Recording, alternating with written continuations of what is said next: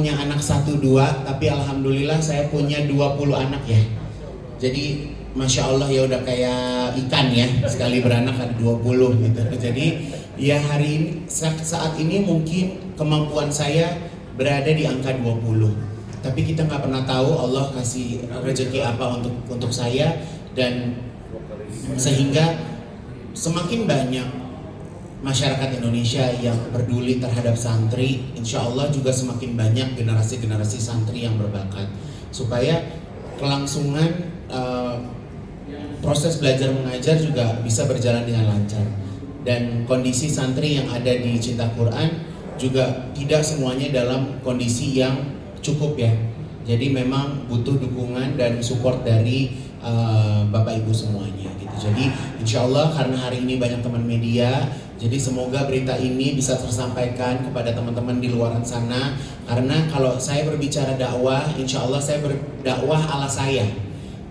Saya mencari bahasa yang ringan, saya mencari kata-kata yang relate, ajakan-ajakan yang sederhana. Oke, Bismillah. Kalau kriterianya sih nggak ada ya, karena memang menjadi orang tua asuh di sini kan memang saya tidak memilih anaknya yang mana. Tapi saya insya Allah bisa mencukupi kebutuhan 20 orang anak di setiap bulannya.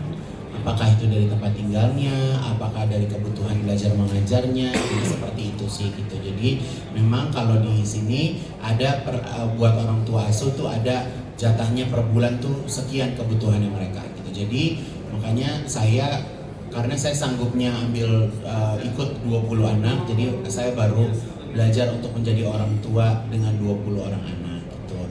Dan makanya hari ini saya juga mau datang karena pengen melihat gitu. Jadi ya namanya orang tua pasti bangga dong nantinya di saat anaknya wisuda, pastinya kan juga bangga gitu melihat mereka nanti akan menjadi orang gitu. Walaupun mungkin random anak-anak yang kita bantu gitu, mereka juga nggak tahu siapa yang saya bantu ya Satya, tapi buat saya itu nggak penting gitu, karena Allah lebih tahu semuanya sih gitu. Jadi semenjak saya nanti datang ke sini, saya jadi harus cepat pulang ke rumah tahfiz saya, dan saya juga harus memberikan informasi bahwa kalau mau masuk, jadi memang harus ada persyaratan-persyaratannya khusus gitu. Jadi jenjangnya itu juga jadi jelas gitu, karena kalau di tempat rumah tahfiz saya sekarang kan mereka ini dari SD sampai SMA.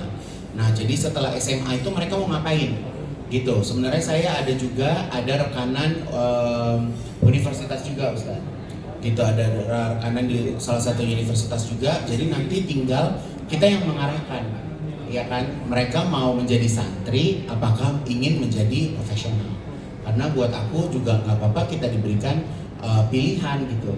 Yang penting kehidupan selanjutnya harus lebih sukses dari kehidupannya sekarang, supaya dia bisa, mereka lulusan dari santri aku nantinya mereka bisa menjadi seseorang yang bisa melanjuti perjuangan saya di rumah tahfiz yang saya bina.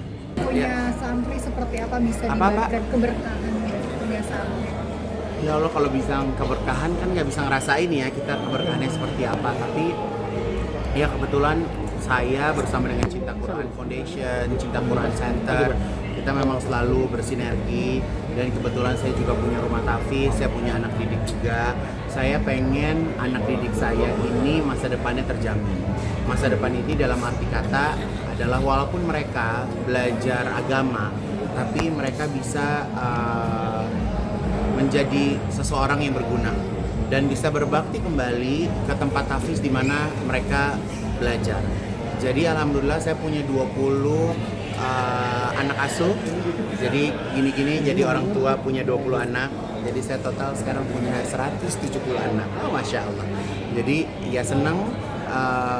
Makanya hari ini saya ikut hadir, ikut melihat seperti apa proses wisuda kelulusan mereka. Jadi teman-teman juga kalau ada waktu silakan mampir ke Cinta Quran Center yang ada di Bintaro. Itu besar banget dan itu berasal dari tanah wakaf dari seseorang yang memang mewakafkan tanahnya.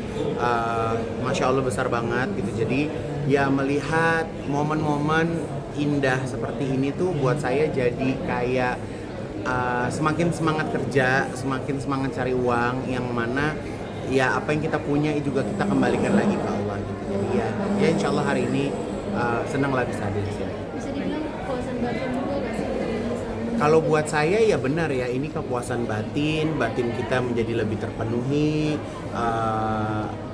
kehidupan juga jadi lebih tenang, kita juga tahu kita kerja itu buat apa, kita capek itu buat apa gitu ya kan. Kerja itu kan ibadah ya, pengennya hasil dari ibadah kita juga kita kembalikan lagi ke ibadah. Kayak itu bisa lagi ada program Jumat Berkah nih kayak itu mungkin seperti apa? Sebenarnya program saya bukan Jumat Berkah, tapi saya akhirnya mengakomodir buat teman-teman yang ingin ikutan yang namanya sedekah subuh.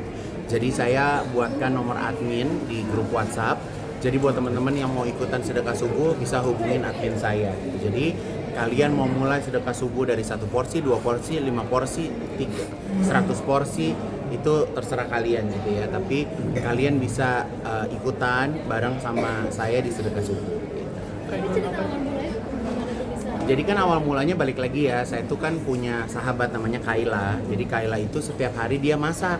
Karena dia punya banyak pembantu perempuan, dia masak di rumah, terus dibungkus-bungkusin, terus dibagi-bagiin ke tetangga. Jadi saya tanya apa itu, terus dia bilang ini namanya sedekah subuh. Nah pas saya mau buat sedekah subuh, kebetulan tetangga saya itu punya catering. Jadi situasinya menjadi lebih mudah gitu. Jadi saya budgetkan sekali makan tuh harganya berapa gitu. Jadi apa namanya cateringnya itu yang menyediakan semuanya.